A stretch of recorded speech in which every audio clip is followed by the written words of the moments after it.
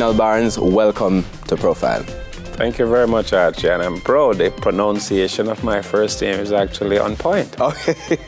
First, the Cliff Notes version for the people who may not be as familiar with you. So, Lime Hall childhood raised by grandmother and great-grandmother, two-bedroom home with extended family, walked to school, worked in the market, which is responsible for the name that I know you by from campus, which is vendor. First job, junior auditor at Ministry of Education, then led art manufacturing over time. After that, now you lead Atlantic and also the founder of Deanall Barnes Law, president of Barry & Consulting, whole heap of different kind of things in between. That's just the Cliff Notes version. So when you hear all of this, what do you feel most proud about? I think where I started to where I am today, as a young man growing up, there was only one TV station that we were forced to watch, and happily I'm right here. I could never have ever imagined in my life that I would end up here talking about my own story. So looking back at where I was back then and where I am today, and the fact that I have been able to inspire others in business, in commerce, in education, and that's what brings me some degree of fulfillment. You say where you were then compared to where you are now. We'll get a little bit later on. We'll talk a little bit about where you are now and all of that work. But where you were then, let's talk about that. Let's start in Lime Hall and tell me a little bit about the community. You head to St. Anne's Bay and we're about 12 miles up in the hills. As a matter of fact, I always tell persons that my grandparents, I have the privilege of having one who is 8 miles from where Bob Marley was born, that is up in Allerton in St. Anne. And then my other grandmother, she is about 8 miles from Marcus Mosiah Garvey. So I might not have it in me, but there is enough inspiration. Now, in terms of those people who are raising you, grew up with your grandmother and great-grandmother. First, why the grandparents? What happened to your parents? Well, my father was a policeman, and just like today, it was the same back then, where they're tossed all over the country. And so I was brought up basically by my mother, and she told me that I was sent to my grandmother in St. Anne, my maternal grandmother in St. Anne. So that's why I ended up in Lime Hall. So it's a very farming community predominantly, as well as most of the persons who work in the tourism sector, from as far as Montego Bay to as close as Miami Bay. And your grandparents now, in terms of small farmers, real small farmers.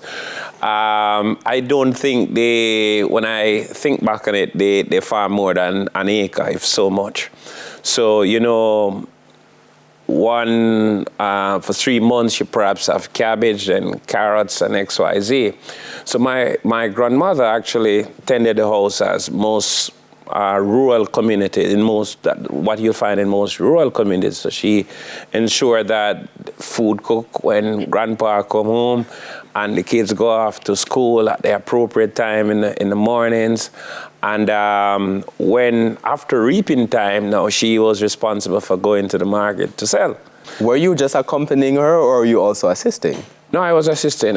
For whatever reason, I don't know who I got it from, but I was reasonably good in math. So I used to do the collecting and do the change, and the weighing as well. So I had to take up the stuff and put in the scale, and then she look at the scale, and then I deal with the chain, do the quick calculation, and then she put it in.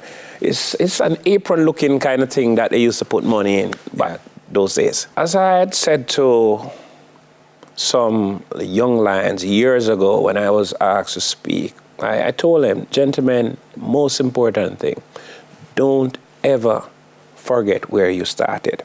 So a lot of these young men from rural communities, they get exposed to Kingston life and university life, and it, for whatever reason, leaves their mind that their parents or grandparents are small farmers that actually sold a cow, couple goats for them to be in college. This is something that they were saying to you constantly? Constantly. As you rightly pointed out, you grow up there, or cousins, and in family there are some persons who people consider brighter than others. So I, for whatever reason, at that age was seemingly brighter than my cousins. So, you know, as a small family with limited resources, I'm the one who they try to push, so to speak. So I said to my uncle and aunts, even today, that any assistance I can give, lean on me. And that is outside of the fact that your family. The fact is that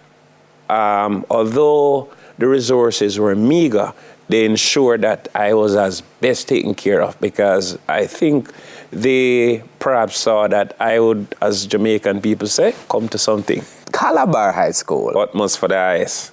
This was lock till the casket lock. You talk about it now. You Yes. work with your school. Yes. First, before we take the break, what kind of difference did it make in your life? Calabar was my first college, my first university.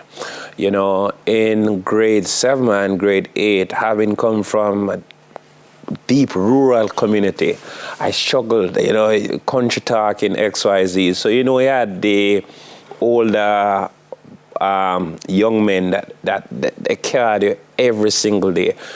I think what saved me, a few things saved me. My brother was 2 years ahead of me in school. That's number one. Secondly, I was reasonably bright. And thirdly, I'd actually play football.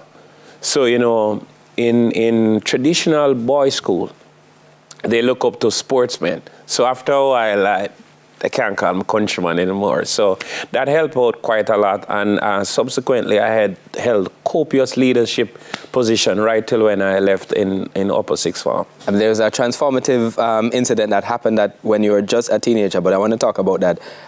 After the break, we have to take our first break on Profile. I am talking to Deanall Barnes. I call him Vendor. He is, you know, distinguished, worked in public as well as private sector, led ARC Manufacturing, and now leads Atlantic, and also founder of Deanall Barnes Law. We're back with you after these messages.